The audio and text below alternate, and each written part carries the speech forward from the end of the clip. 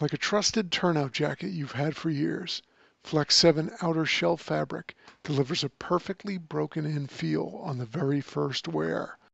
Flexible, comfortable, and powered with the strength of Enforce technology, Flex 7 outer shell fabric is made to move. To learn more, visit tenkatafabrics.com/flex7.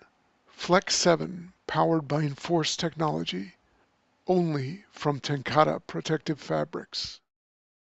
This episode of Fire Engineering Podcast is sponsored by LogRX, providing real-time accountability of all your narcotics from cradle to grave. Coming soon, LogRX will also track medical supplies, equipment, PPE, and even vehicle checks. Learn a better way to track your narcotics at logrx.com. That's LOGRX.com.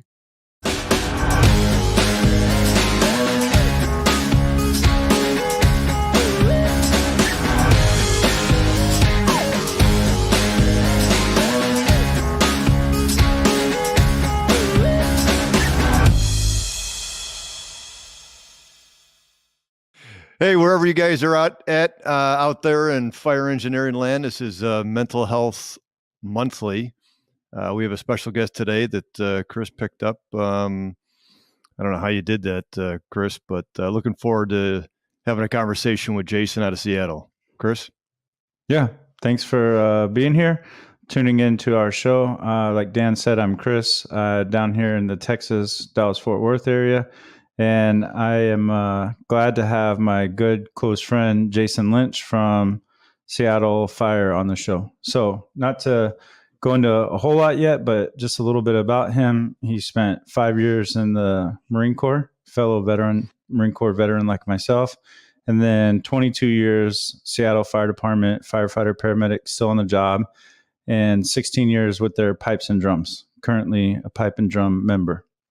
So Jason, why don't you tell us a little bit about you, who you are, how would you describe yourself?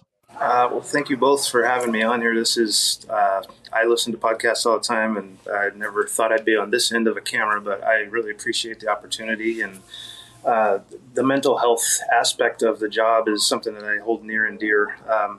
Born and raised on the East Coast, outside of Washington, D.C., came to Seattle back in the early 90s and just never left. Like, as you said, went to the Marine Corps, did that for 5 years, tested for a few years, and then have been doing this for the last 22 years. And the job has changed a lot, and it has changed me a lot personally. We've gone in a different direction from back when we all first started. It's the tough and gruff, you're a fireman and this is what you do, and you just push everything down. But I've watched over the last probably 10 years a drastic shift to include my own struggles with mental health. And I heard something just last week on the radio that I wanted to say that, some people say you get buried in it. And I have taken a different aspect of it, and I say that I got planted, because it is about regrowth. And I've become an advocate for mental health in my own department. The departments in the area decided to go public with my story. And I think I'm not technically trained as a CISM or any kind of a peer support counselor, but my phone rings constantly after I kind of opened up about the struggles and, triumphs that I've gone through. Still work in progress, but I feel like that's kind of why I'm here at this point, is to help other people. So tough and resilient, I would say. And the big word that I get a lot from people is just available.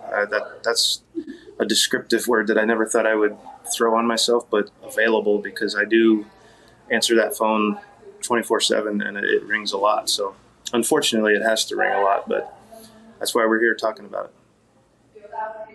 How about family, Jace? I have two sons. I have a 15-year-old son.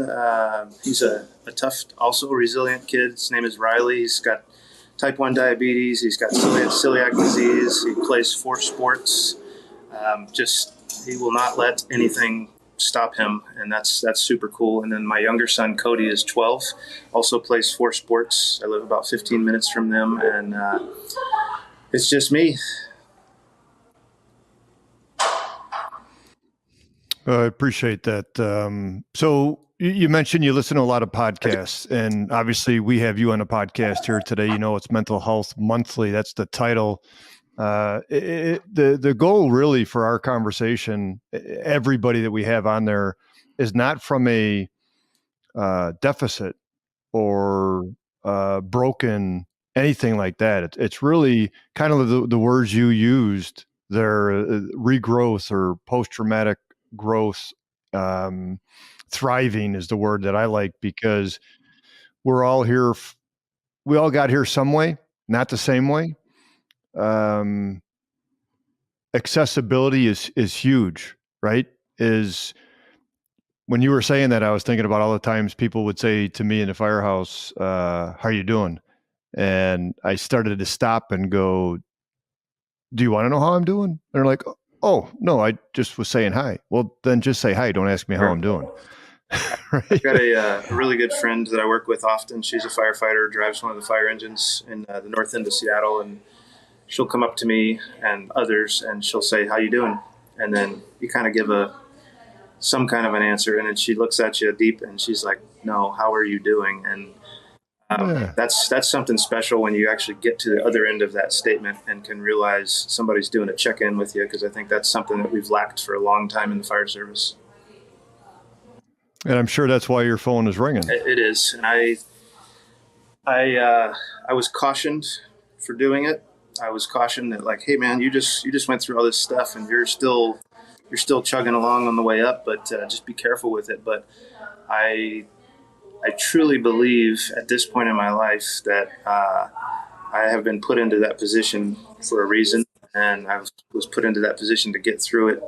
And it's humbling, and it's an honor every time the phone does ring or I get a Hail Mary text, because I'm trying my hardest to continue my way up the ladder, as well as helping some people get from the bottom rung up. And it's staggering sometimes, but I think it's grossly important in our job.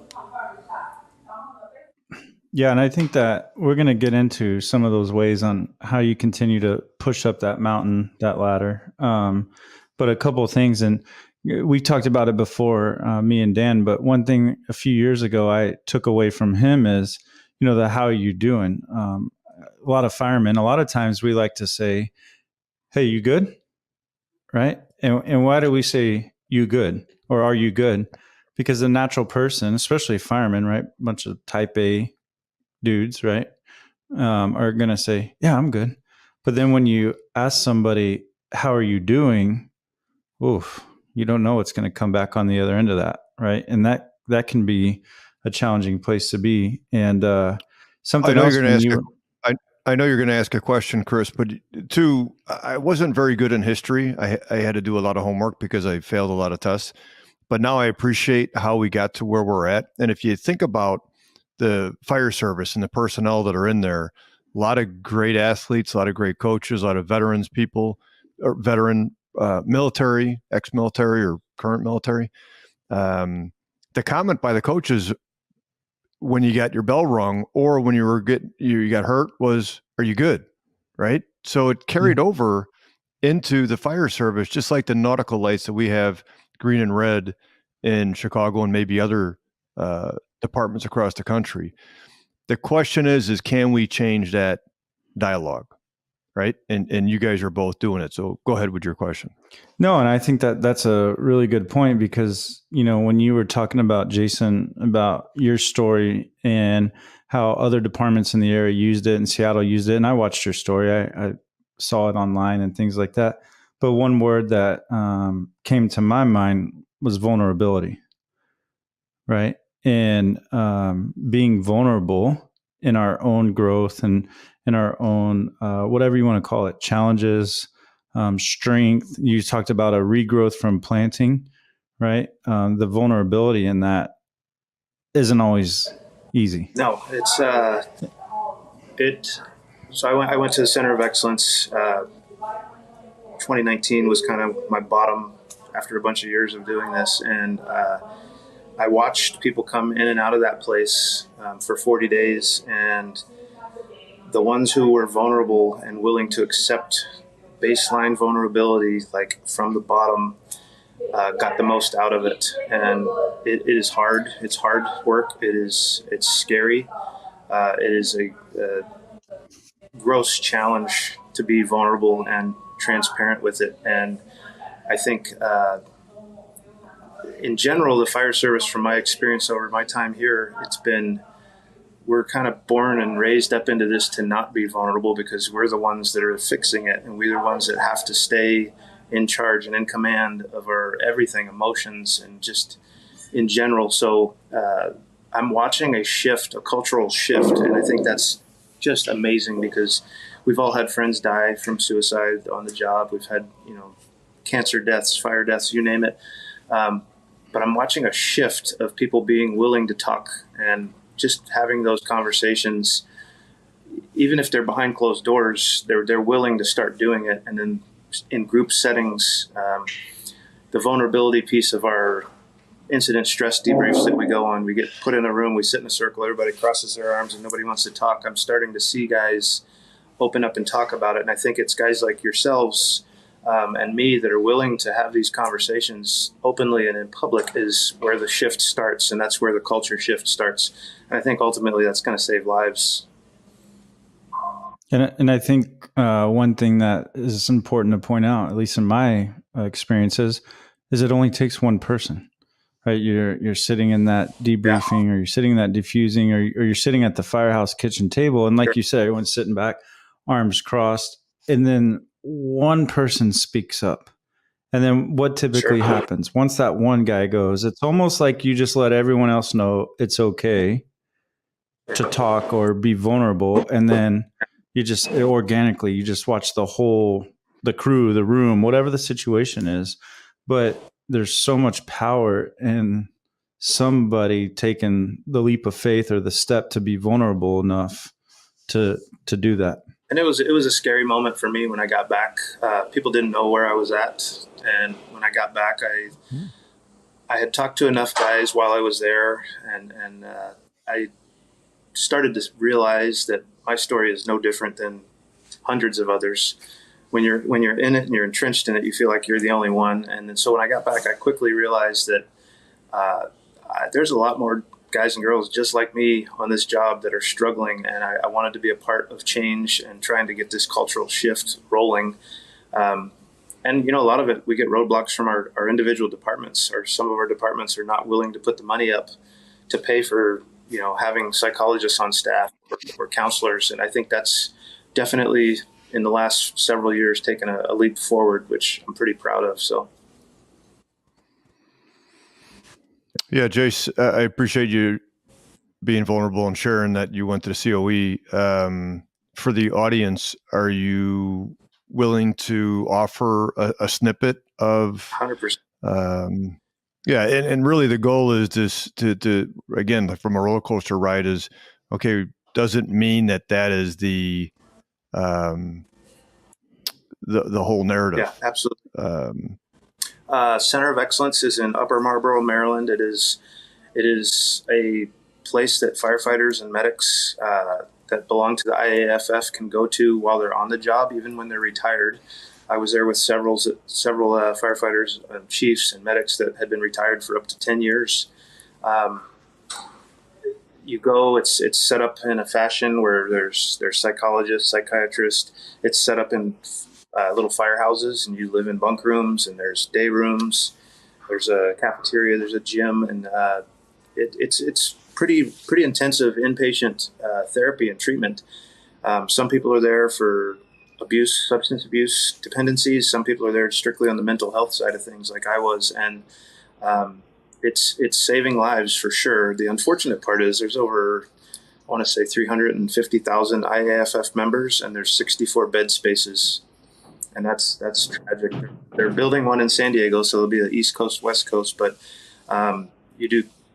there's hypnosis available, cognitive behavioral therapy. There's equine therapy. There's daily meetings with clinicians. You get assigned counselors. There's trauma counseling. There's counseling with your families via Zoom, Skype calls like this. And it was. I went there, like I said, at the bottom of the the barrel, and I was ready to live, and I was ready to start working my way back up, because I don't think I could have gotten any lower in life, mentally and physically, and all the things that I do now, several years later, is a direct result of things that I knew about it, but I had forgotten about it. You get kind of, stuck in a rut. So we talked about, what do you do now to push up that mountain? All of the things that I use on a daily basis, weekly, monthly, however you want to put it, I check in with things that I went through classes there and learned about, and it is pretty amazing. And I've been honored enough to have a good handful of dudes in my department reach out to me, and we've got them back there. And it's one of many places, but this is one specific for our kind. And I think that's what allowed me to be completely vulnerable and open there, was when I walked through the door, I felt like I was on Lonely Island. I had this unique story that nobody's ever going to know about. And when the first night, sitting by a large campfire they have every night, I sat there and I was like, everybody around this fire, you could overlay our stories, change the names, dates, and times, and they're all, within a few feet of each other. So, yeah, it's a remarkable place. I recommend it. It's run very well. They make you very comfortable there, and it does not feel like you're in a treatment facility per se, because you're around firefighters and medics and chiefs, and you can go hang out and watch TV at night in the day room with everybody, and it's just like being at a firehouse. So it was really good. Great experience for me, and I couldn't speak highly enough about it. Yeah, I appreciate you offering that. There's, if you go back even 10 years, maybe even, not necessarily 5, but 10 years ago, nobody would be talking about this in a firehouse, let alone on a podcast, right? And the fact that you mentioned individuals that are retired, right? What I've learned throughout, and I've been in this field, fire service 34 years, in behavioral health for 38 years, is that it's not always we respond just like, and again, I wasn't in the military, my dad was a Marine, but those critical events you manage, it's like a big lunch, right? You overeat a little bit, and it takes a while to digest, and then it takes a while to excrete it. So with these events, our brain is another organ that has to digest those incidences. But here's the difference from the average citizen, is that you all, as military personnel, veterans, and I'm going to say any responder, right? We talk about the IFF, and they have I've been an IFF member for 34 years. But if 80% of the population, right, is volunteer or paid on call and doesn't have where do they go? Who do they get help from? And when we were talking about 10 years in retirement, right, those people are 55, 65, 75. That's not an individual event. That's cumulative stress, Absolutely. Which I know that you both are familiar with, learned about. And when Chris and I met and I talked about it, it's not a death by a single cut, it's death by 1,000 cuts. It doesn't have to be death. It just has to be, okay, how do we then change that trajectory, even though we're going to continually be exposed to the stuff that we got in for your military service and the career. And so with fire engineering, right, the greater majority of the people that are listening here are going, well, I can't go to the COE. Where do I go? Well, back in 2014, there were only 3 programs in the country. And there were very few organizations that did anything from a proactive standard. We all go through a 3 or 6 month academy. Sometimes when you become a medic, it takes you a year or longer. But there's pretty much zero in regards to planning for the mental health aspect of it. Now, I know I talked a little bit. Chris, what's on the tip of your tongue? Oh, no. I'm listening. I'm agreeing with you. Yeah. No, I know, but I not only just from a professional standpoint, because Jason, we know Chris has 2 master's degrees, educated, Marine, was a captain, now in a different department, but moving his way up. You talk about resiliency, right? Absolutely. Forging ahead with the ups and downs. But the thing is how do we make it 30? How do we make it 30 years, let alone 60 years? Because if we want 30 years in retirement, sure. How do we do that? Yeah. So I'll go for, sorry, Jason, I'll throw this out there. I've used this in my own department in a different light. I came up with this, we were working on some stuff and I kind of came up with this quote one night and I was like, oh, and Jason he's actually in Texas right now. He's doing this from his hotel and we were just together before this and showed him around. But this quote can almost be used in the same setting of we got to change the culture. Right. We got to change the culture, not the standard. We're changing the culture. Right. The standard is we're still going to show up to work. We're still going to go on the runs. We're still going to do the job. We're still going to have a family life. We're still going to work the overtime shifts, pay the bills, go to all the extra classes, the schools, all that. The culture, though, is the environment we create. Right. And until we can change the culture of, Dan, we got a rookie class going on right now in my department.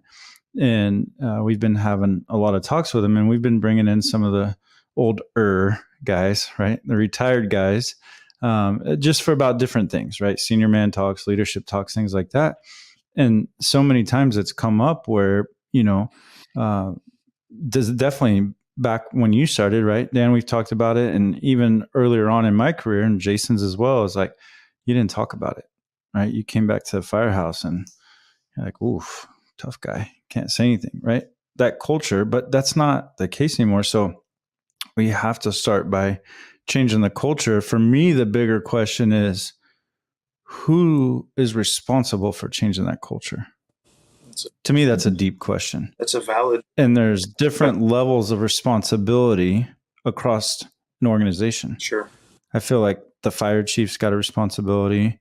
The assistants, the division chiefs, the battalion chiefs, the captains, lieutenant, all the way down, right? The senior man in the firehouse might not have brass on his collar, but he might be one of the most impactful guys in that crew, right? Yeah. I think maybe he's the guy. Yeah, I think it comes from the ground up. We are there for ourselves. We're the family of it. Once you get to the administrative level and you're in the city, they have a role and they have a position, and I think it often gets overlooked, budgetary reasons, whatever it may be. I think the gal I referenced earlier asking me how I'm doing, that's where it begins. It begins at the table. Our kitchens in the firehouse in Seattle, we call them a beanery. It goes back to the old days when they used to cook the beans. So at the beanery table, having these conversations, and I think that's where it's going to begin. And I think we are starting to see that shift. Guys like yourself, Chris, and me, and everybody else that is, willing to have a conversation about it. Eventually, people will start to recognize that, and we will start to see that shift. You mentioned, Dan, the medic school being upwards of a year. Ours is a pretty grueling year in Seattle, and we actually have a psychologist on staff now that comes and does weekly check-ins with the medic students. We've even got emotional support dogs running around the firehouses, and they've come, they'll go to the drill school for, our basic academy, and they'll check in with them there. And that is far from what I came in with, and you. I'm like, a what? Emotional support what? But now we have firefighters trained, and they have these dogs, and they bring them around, and stuff like that.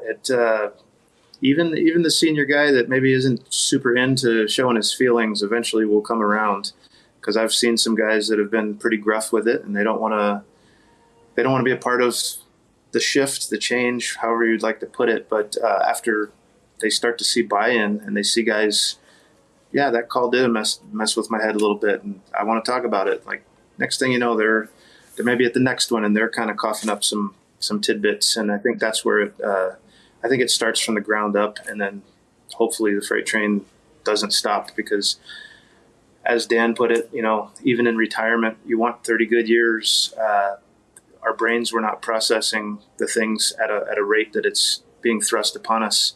I have told my story a few times at our Lieutenant's Academy, and I put an empty glass on the table with a pitcher of water. And as I'm doing it, I just pour a little bit in. I don't even talk about it. And I just pour it in a little bit, and I'm getting through my story. And 3/4 of the way through my story, I'm pouring the water, and it is just flowing all over the floor. They made me start putting a towel down, and I said, "Do you guys know what I'm doing up here?" And I'll get blank stares. And I said, "That's your brain right there. And that's years and years of filling up your bucket. And then at a certain point, your bucket overflows. It can't take anything else." And that's where a lot of us get to. And that's where I was at back in 2019. And my bucket was saturated over.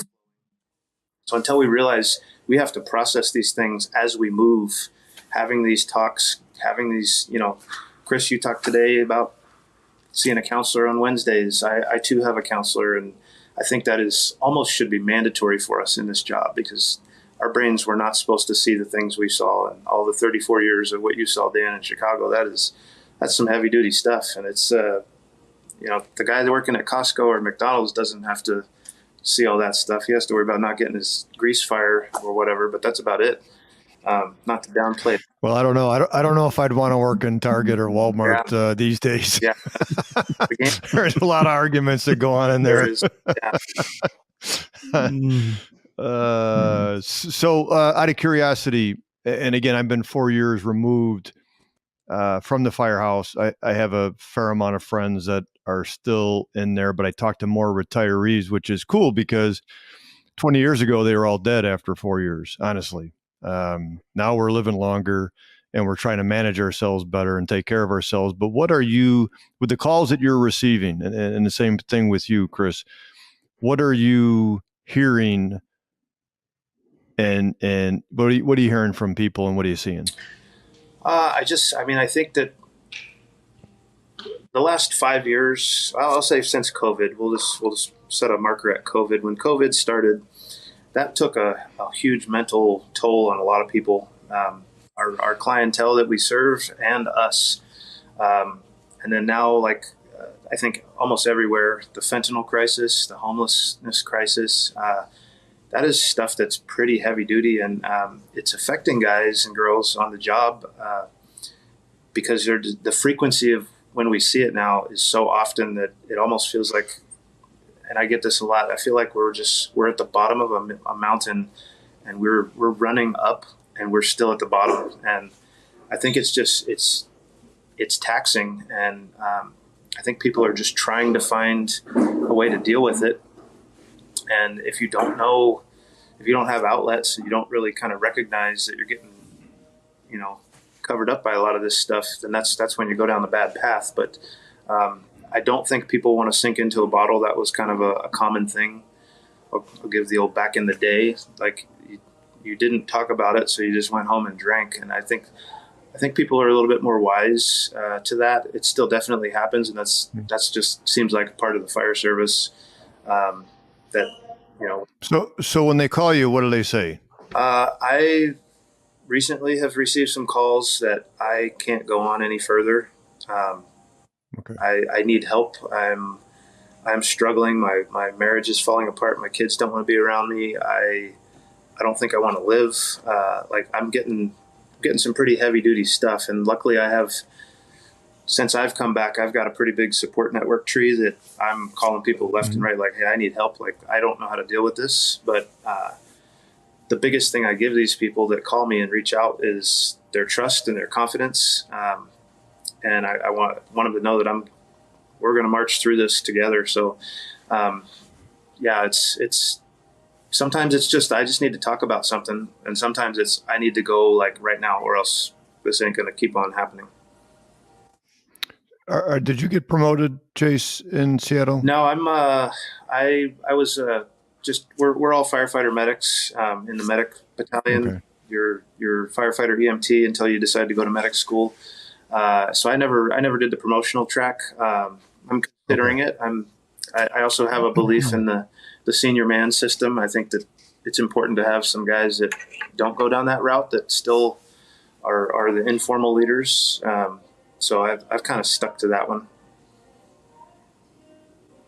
Yeah, very good. No, because the reason I was going to ask, and I don't want to put you on the spot in the sense of Seattle, because you're still working, is that I don't go out and do leadership talks.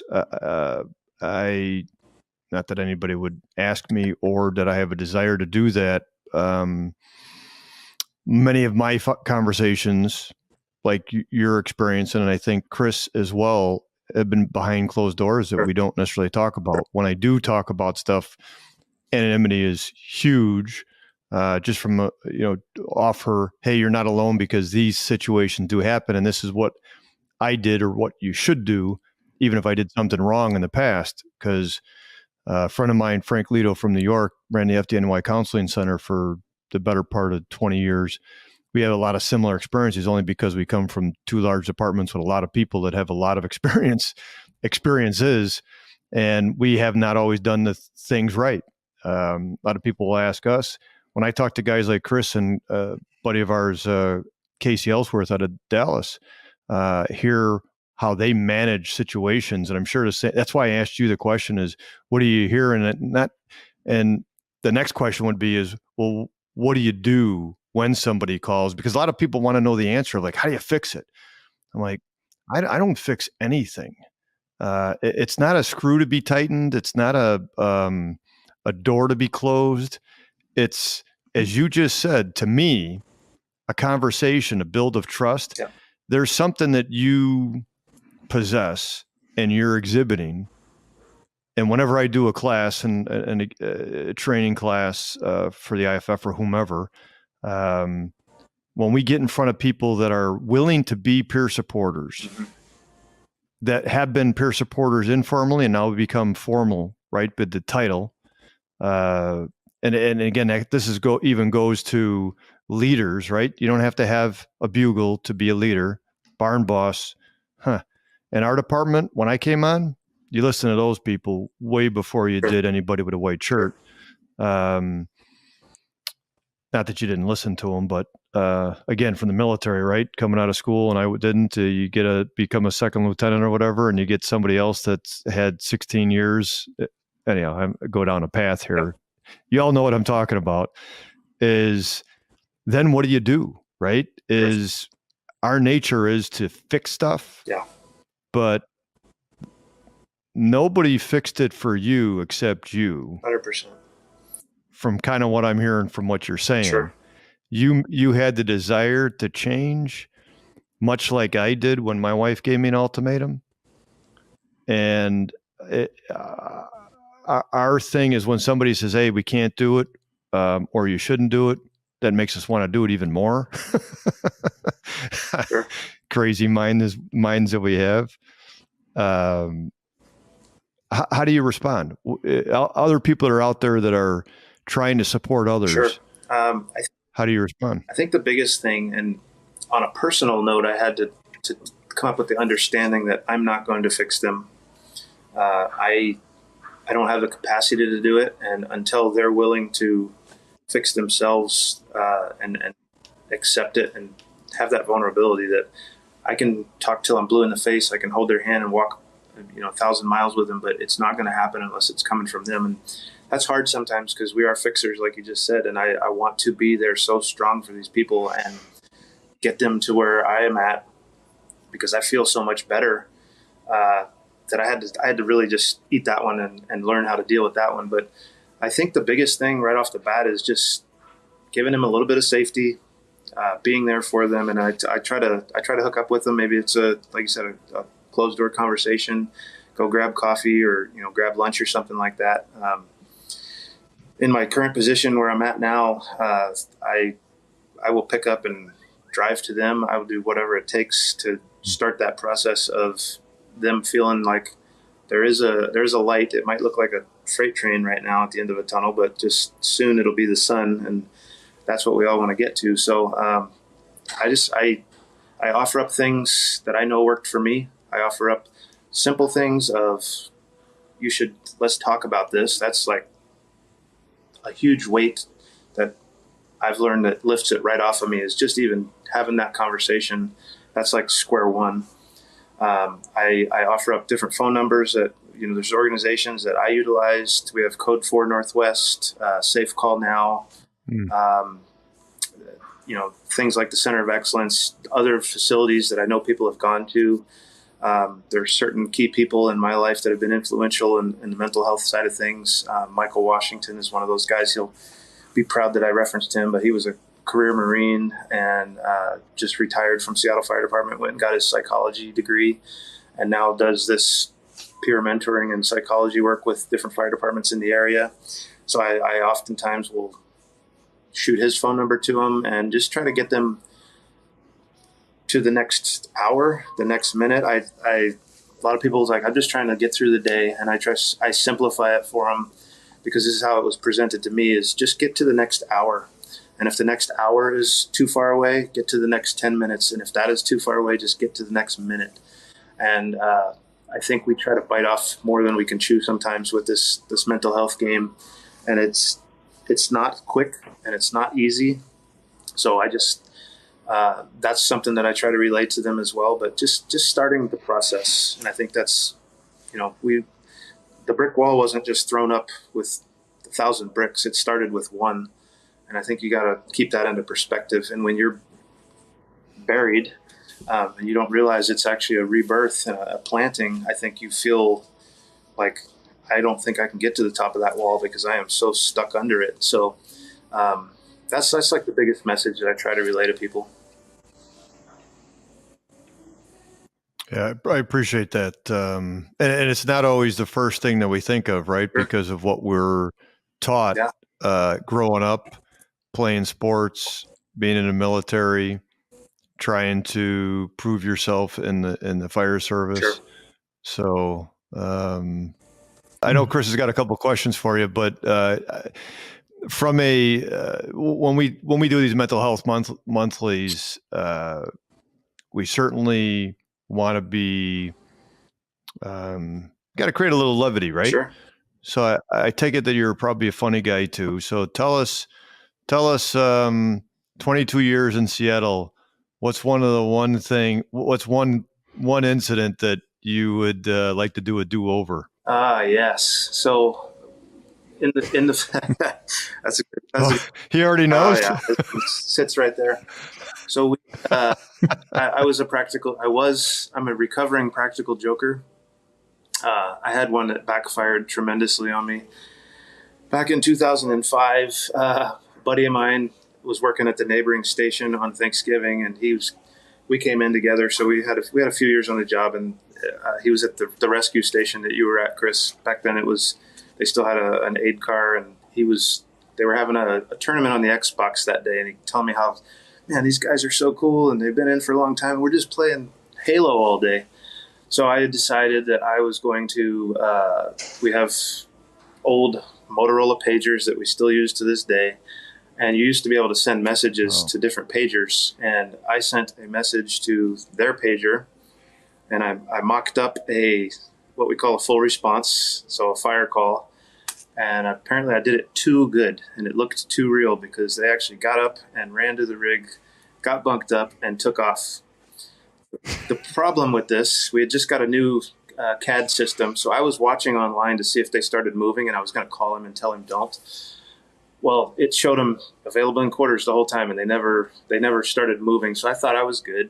Well, then a couple hours later, we got back from some calls, and I sent another page, and I gave a movie quote from Super Troopers, and I won't say what the quote is, but I got you good. And then the phone rang, and he was like, "Hey, did you do that?" And I was like, "Ha, ha, ha."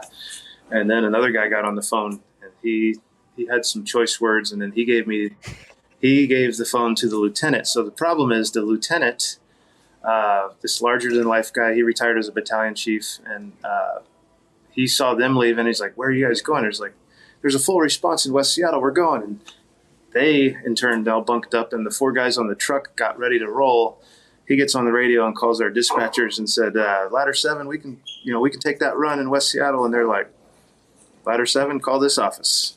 So, needless to say, I was at the bottom rung on that day, and it was ironic because flash forward till the next year, we had a house fire and I got injured. We pulled a lady out of a window and I had to go up for stitches. And when my chief came to pick me up, he goes, "Oh, this came for you today," and he handed me my charges.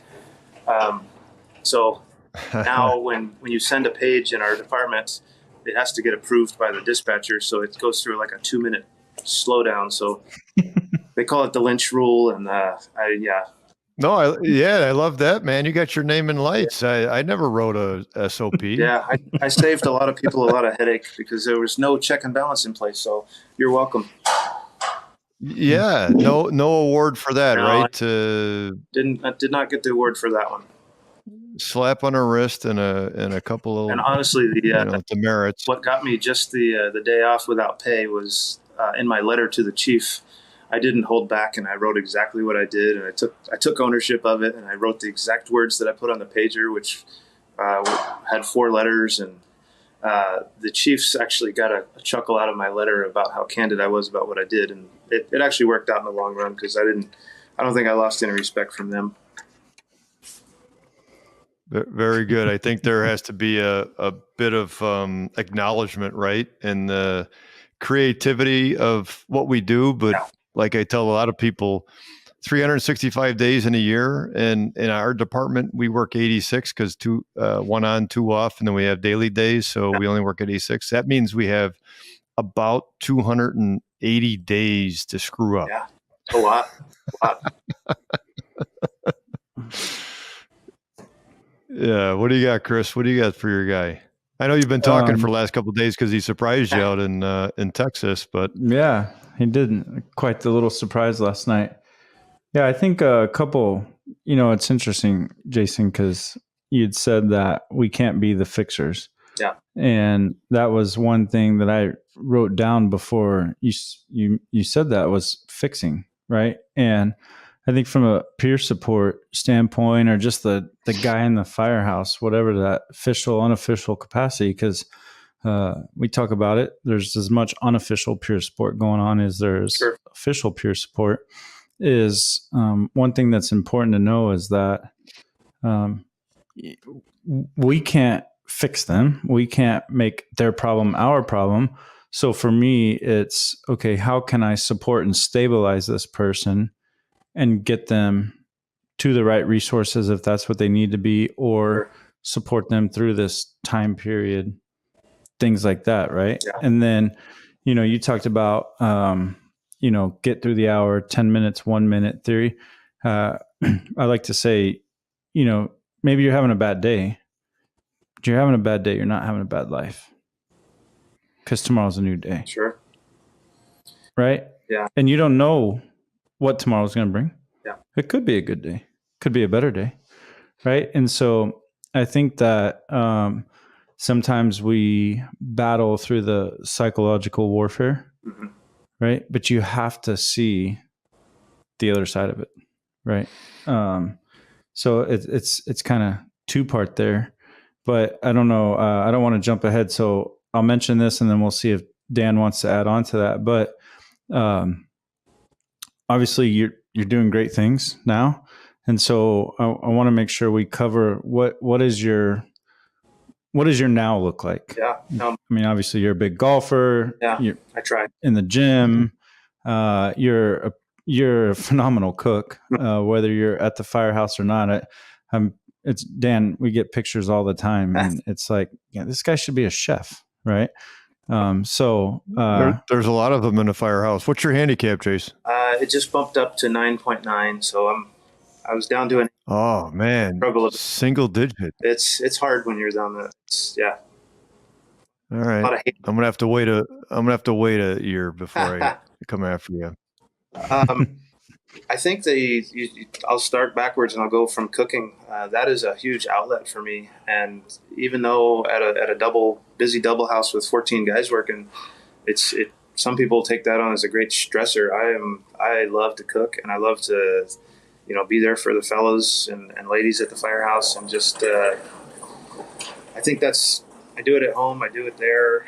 My sons are getting into cooking a little bit, especially my 12-year-old Cody. He loves to cook with me, and I learned from 2019 on that all of the things that I used to do that gave me this little bit of unofficial, didn't even realize it, stress relief, I stopped doing. I wasn't cooking. I wasn't playing golf. I wasn't, doing even band events. Like I said, 2008, I started the band, and that was a big part of my life. And I just I stopped having outlets. And if you don't have an outlet, this job will eat you alive. And so getting back out on the golf course, I actually moved to a resort community and played lots of golf, cooking, golf. In the recent year or so, I got my veterans card, and I work out at JBLM in just south of Tacoma, and I'm around good dudes at a gym that's full of military people. So I'm kind of in that environment, and I've embraced working out and eating clean. Sleep is probably hands down the biggest thing that screws us up mentally in this job. You're flipping the lights on, you're flipping them off, flipping them on, flipping them off. Your brain doesn't work that way. Listening to some other podcasts about sleep and how important it is, I try to embrace it. It doesn't always work. This morning, Chris came to pick me up at the hotel, and I actually embraced it a little too much because I forgot to set my alarm clock, and at 9:15, the hotel's waking me up. So I try to get enough sleep. It doesn't always work, especially when I'm working. It definitely doesn't work. But when you have days off, take them.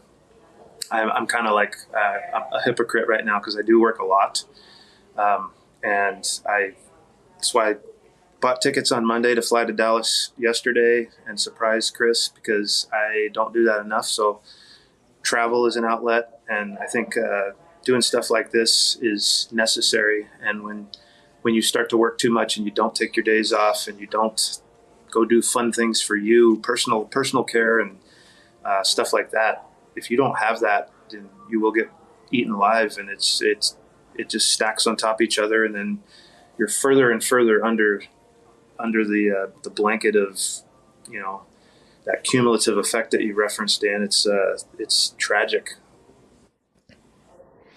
Well, you single-handedly gave the report. I got a friend, Dr. Susie Gulliver, out of the Warriors Research Institute in Waco, Texas, and she works for Baylor Scott and White. I've known her for a better part of 20 years, and they just did a combust study, really looking at COVID and the effects of stress on the job. And you described pretty much what they found out with 8,200 plus responders. Yeah.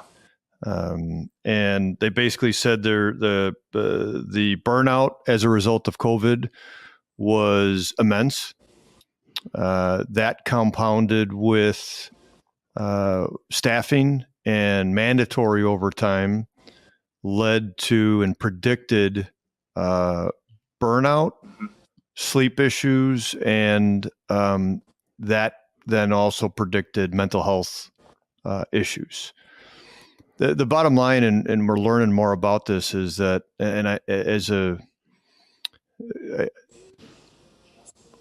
I've been retired 4 years. It took me 2.5 years to sleep through the night, because over 30 years, right? And I'm not going to compare Chicago with any other department. All I know for me, very seldom did I ever sleep through the night because, for example, you talk about 14 guys. I ran out of a house, had 6 rigs, 21 people.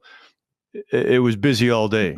If it wasn't you, it was them. And if it wasn't them, it was the people out in the street or somebody next to you or whoever it was. You just don't sleep well. Sure. But then what do you do on your days off? Do you keep on running on empty? Do you burn the candle from both ends? And so there's all these studies out there in regards to shift work, 24/48, 24/72, 48/96. Sarah Jenke's a friend of mine, and many people, she did a study that 48/96 is good for restful sleep, as long as you don't have more than one run. Yeah, good luck with that, right? And it's not anything against what she did. She just did the research on it, and it's like, yeah, once you get to that second run or more, and add on then the companies in the building or the phone that's ringing next to you, that disrupts your sleep. 100%.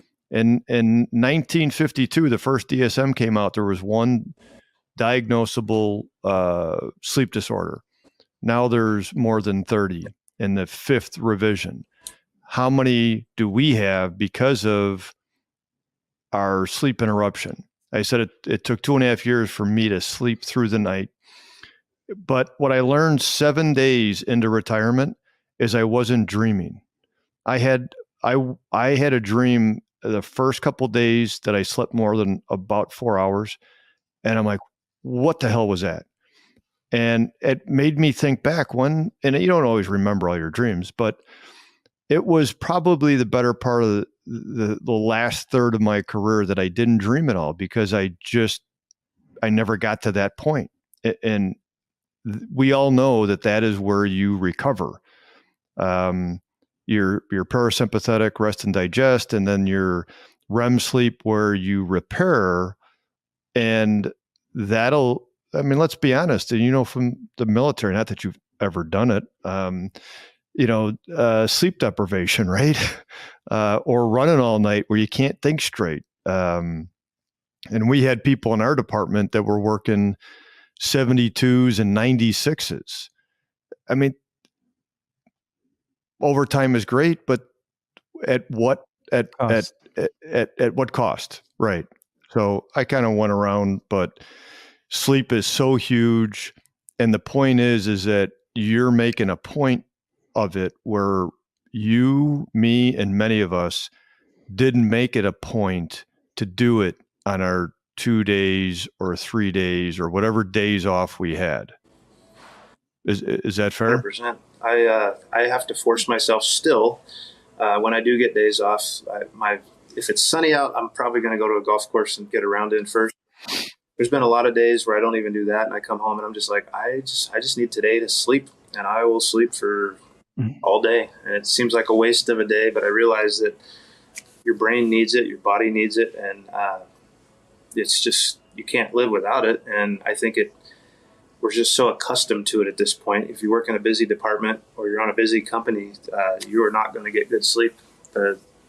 Right. The house that I work out of the most, the engine they're up 5 to 7 times after midnight every single shift, and they look like zombies in the morning, and they come back the next shift and they do it again. And I'm a little bit more fortunate as a medic that some days we may sleep through the whole night, which it's rare, but I try to take advantage of it.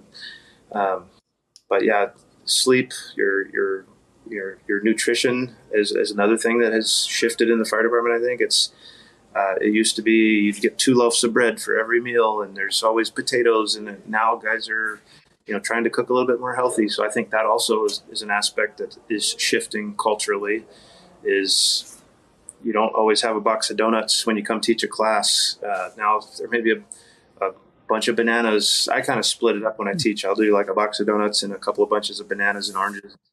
See which one goes first, but all of those things are going to lead you down a better path of success, from sleep to nutrition to exercise. Another podcast, Jocko's podcast, I listened to, and he just recently said that everything gets better with physical fitness, from relationships to your mental health to your physical well-being. And I've embraced that over the last year, and I would say I put myself in the thriving category right now, and it feels good because I feel better mentally and physically than I have in about 10 years. How old are you, Jace? I'll be 49 in 30 days. So. Oh, so what, June 30th or so? Or June? Honestly, I don't know what day it is today.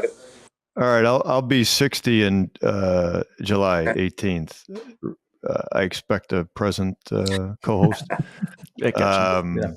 But yeah, my physical exertion these days is walking. I tell everybody, I used to laugh at people when I'm like, what are they doing? They're wasting their time. Yeah.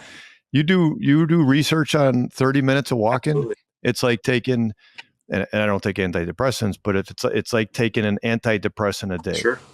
So I totally I don't know all the science behind that, but I do read and watch a few things at a time. Yeah. I know I feel better when I do it. I got a treadmill that I said I'd never get, and it's right here. Yeah.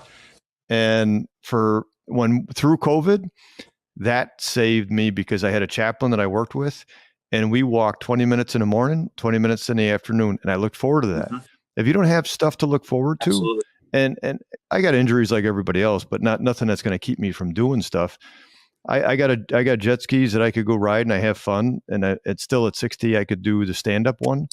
I can't do that every single day, nor do I want to. But walking every day is exactly what you just said, physically, mentally, and emotionally. Plus, I walk with my wife.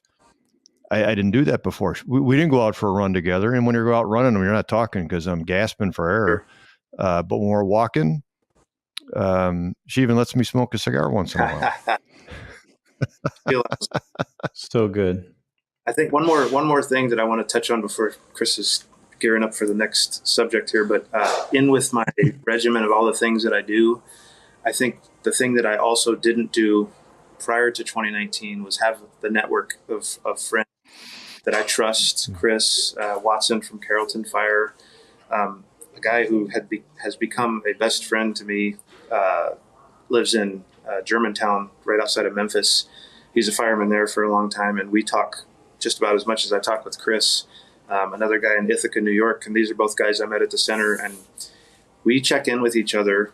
And I think we started this conversation with the check-ins, but having that is also a part of there's a lot of branches on the tree to success here, and I think having a network of people that either have like minds or just, I don't know, they don't even have to be, like you said, trained, but to be able to just get it off your chest and download with them.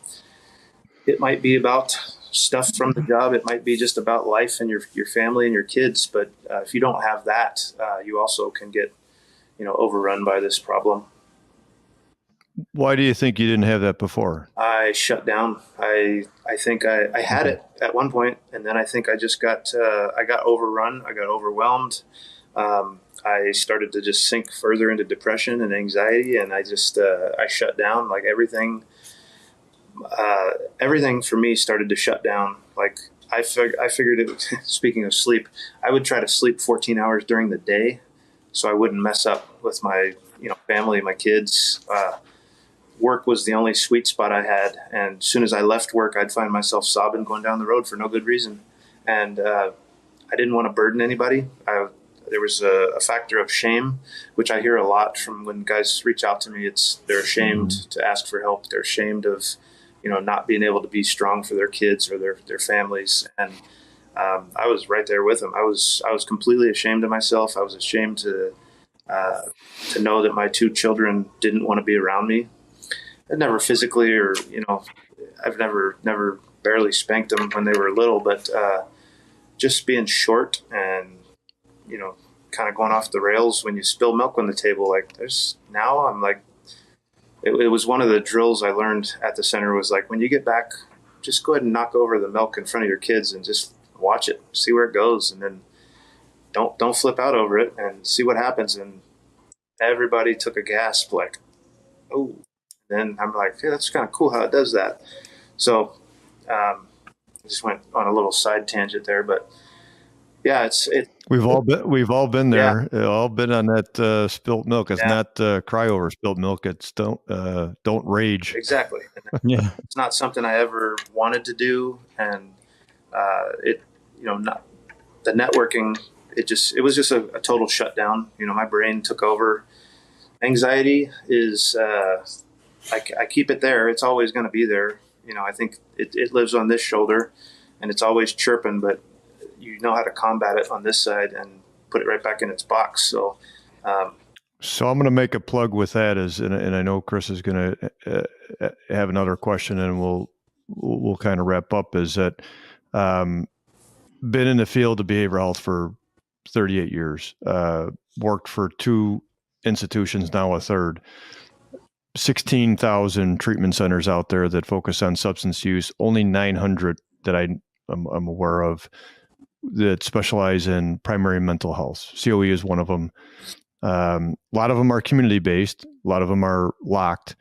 Place that I work for currently, Recovery Ways out of Utah, Murray, Utah, beautiful place, run by Jamie Vink, CEO, married to a veteran.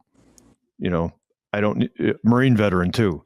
So when I was looking for places to work with that understood our personnel of all responders, as well as understood that we have excitability, right? Favorable and unfavorable. Sure. And how do we address it? And I'm not going to get into a long story about it, but I didn't know that there was somatic therapy. I didn't know that there was something such as sensory therapy.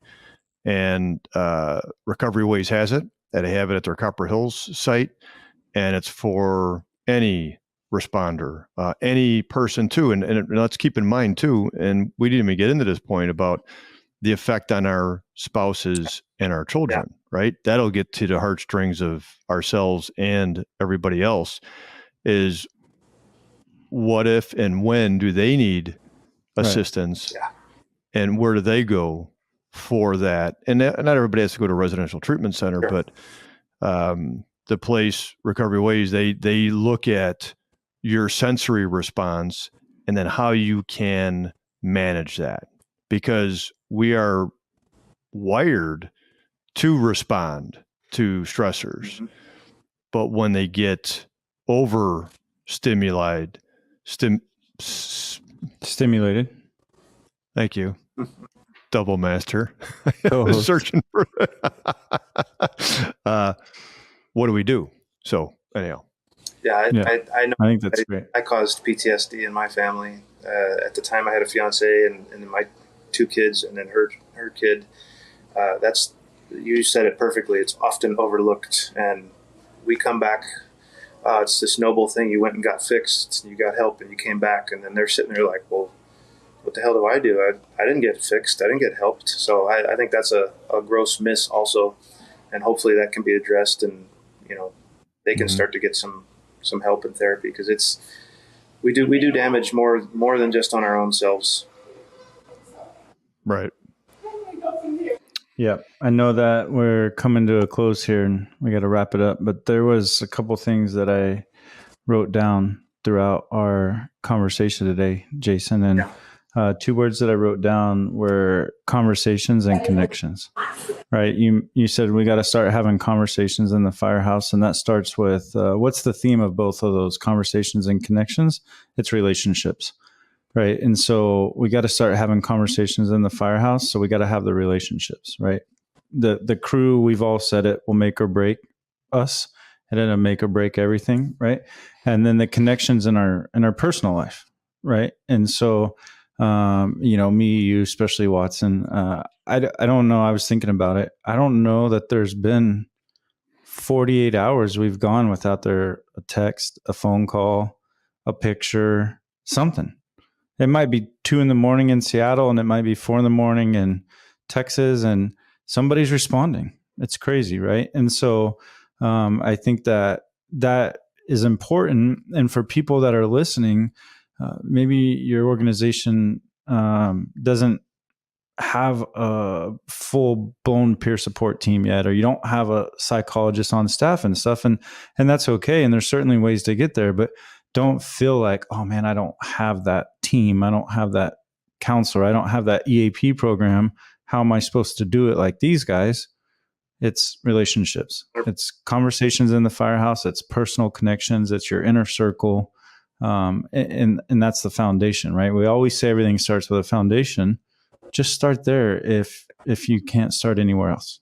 And you'd be amazed how quick you can climb that ladder. Yeah, it doesn't always result in residential or inpatient treatment facility. Like, right. That conversation could be all that it needed to nudge somebody back to center, or a series of conversations, or just hearing about something else. And well, you talk to this person, I wonder if they can see me. And I agree with that wholeheartedly. And I take it back to the brick analogy. Like the wall got started with planting 1 brick.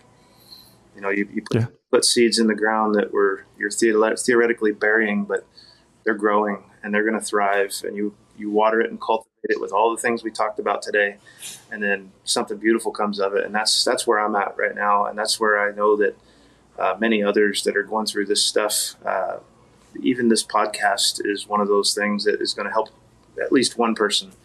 And that's why I'm tremendously humbled to have been asked by Chris to come on it. And, you know, Dan having me on here has been just an amazing experience. And now I want to go get a better microphone. Yeah. Did you notice that microphone that guy has, right? He made sure we saw it. Got it. It's impressive. So I got a couple comments and a couple questions, and I'll lead with the best one first. Is you notice my screen in the back because we're here for Fire Engineering for Mental Health Monthly. Sure. How about that helmet in the back for? Yeah, is that impressive? He asked me if I wanted to hold it, and I did. And no, stop it. Move on to the next question. Last time it was there, I don't think it was propped up. Now it's like right on his shoulder. Yeah. Yeah. Oh, weird. Yeah. I think next time I'm just going to set it right here. It's perfectly right now. It's yeah, that or wear it, you know, that I don't know. So we can, don't challenge me. So, love to know more about the raised in the East Coast, but live in Seattle. I mean, that's like growing up on the North Side, but being a Sox fan, you know, or vice versa. Sure. But you mentioned thriving.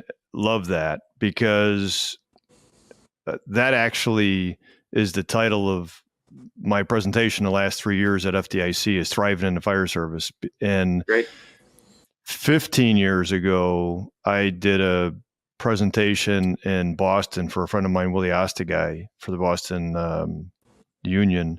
And it was sound the alarms, and it was about suicide. Mm-hmm.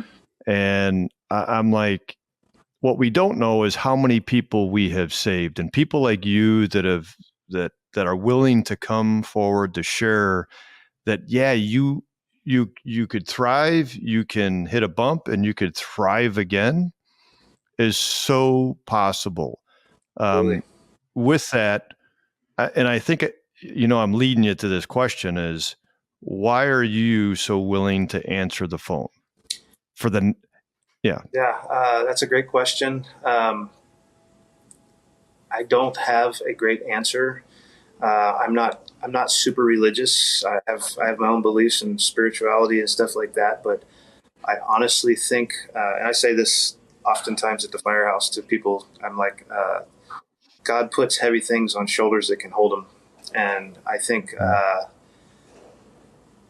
things that I've gone through are getting me to the point where I'm at right now. I feel like I'm almost 49 years. I'm finally coming to my stride, and I think I'm unofficially doing good things. I'm incredibly proud of it. I'm pretty humble to the whole thing. But I think that I'm willing to answer that phone because I've lived it, I've walked through it, and I know I could easily step right back into it. So I know that, you know, I can make a change or attempt to make a change in somebody else's life for the better. So I think I'm doing it because I was somehow, some way, this is what I was meant to do. I don't understand it. I don't think we're supposed to understand it. Chris is meant to wear that helmet on the next podcast. He doesn't understand it. But I think it's one of those things that I don't think I'm supposed to know why I answer the phone. I just do it. And I'm like I said, I'm incredibly humbled by every time I get a text or a phone call from somebody. That shows a little bit of trust that I've, you know, laid the foundation for somebody. And I'm happy to just keep plugging along at that level without going through technical training on how to do this stuff for real. So if that answers it. Yeah, I did. No, you did. Yeah, you did. It's not as much as what you say. It's the internal desire. And I feel that I kind of wanted to hear you say that. People have asked me why I've done what I've done for 38 years. And I don't have a great answer other than the fact that to help. Sure. A lot of times it certainly wasn't it's not for the coinage in the behavioral health world for me. Yeah. So I appreciate that. What do you got, Muscle? Chris? You want to say something? And then No, I think it's good. I have something to say about you before we wrap up. Oh, no. Okay. I think we're pretty much at that time. All right. Wrapping up. We're there. So the guy who they refer to at the firehouse is Saint Muscle. I just learned of this today. Anyway, this guy is he doesn't know this, but he touched me, and I think that that's another reason that I'm trying to do what I do, because the relationship that Chris and I have is it's got 1,600 miles between us. But as you said, we talk every day. The things that he does, I look up to him. I envy. He's got a great family. He's got 2 good boys. He's got a wife that supports him. He didn't give up, and that's the part that I respect the most. He's gone through some stuff, and the award to his right up there on the second shelf has got a little bronze V on it, and that speaks of his character, because he does selfless things in a world of selfishness. And I applaud you for doing this podcast. Your vulnerability inspires my vulnerability, and I just want to thank you for being my friend. Yeah, I appreciate it. Waterworks. Dusty in here. We're gonna have to change the screen on that part. That's right. Yeah. No, dude. You guys are 2 Marines, right? Yeah. I just want to make sure. Okay, that's all right. Because no, bring a little levity to the group. Yeah, I got one question. We appreciate you coming on. I got one question for Dan. Is it Lou Malnati's, Giordano's, or Uno? Neither. It's the neighborhood pizza. All right. Yeah, and the one that we had, Regio's in our neighborhood on the northwest side, the family didn't want to take it over, and then we moved out to Crystal Lake, and we've tried a number of different ones. Yeah, it's go to the neighborhoods just like that. It's like if you don't, not that anybody goes to a pub, but you could go for the best food. You go to that Greasy Spoon. All right. We're coming. We're on our way. Yeah, when you come out here, I got the place, got the boat, and we'll make some burgers. And do you smoke cigars on the golf course? I don't, but I do enjoy the smell of it, but I don't. But yeah, I'll hang out. Okay. Stories. Very good. Well, we appreciate your time. We appreciate your passion. I'm certainly sure that the people that you've talked to, a lot of times for many of us in this arena, we're like, have I done enough? Sure. I'm assuming you have done that, and more to give. The best thing possible that I can offer you and the next person is that whatever you have, try to pass it on to the next person, so that they're from a retention and succession standpoint. If there's not people like you and Chris, then those people that are struggling are sitting in their house going, "Who do I call?" Sure. Yeah, that's an overwhelming process to sit through, and I think the third reference of it, we're laying foundation, we're putting bricks. And the more and more we talk about it and have these conversations, and then this forum of fire engineering, putting it out, is tremendous, because I know this is going to reach a lot of people. And a brick laid in every little small town eventually starts to grow a wall. And it's a staggering mountain that we have to climb in this industry. And I think it's very achievable now that I'm kind of working my way up and over. So thank you both. Yeah. Appreciate it. Yeah. You got it. Thanks for being with us. Yeah, to see the future continue. All right, close us out there, big guy. Yeah. Thanks for joining us, Mental Health Monthly. Jason, thanks for being on here. Thanks for being so vulnerable, and we'll see you guys next month.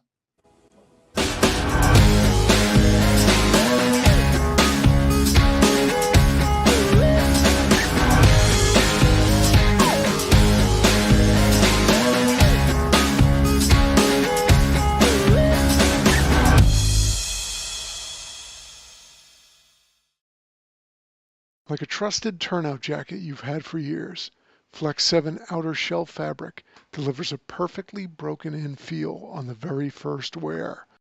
Flexible, comfortable, and powered with the strength of enforced technology, Flex 7 outer shell fabric is made to move. To learn more, visit tencatafabrics.com/flex7. Flex 7, powered by enforced technology, only from TenCate Protective Fabrics. This episode of Fire Engineering Podcast is sponsored by LogRX, providing real-time accountability of all your narcotics from cradle to grave. Coming soon, LogRX will also track medical supplies, equipment, PPE, and even vehicle checks. Learn a better way to track your narcotics at logrx.com. That's LOGRX.com.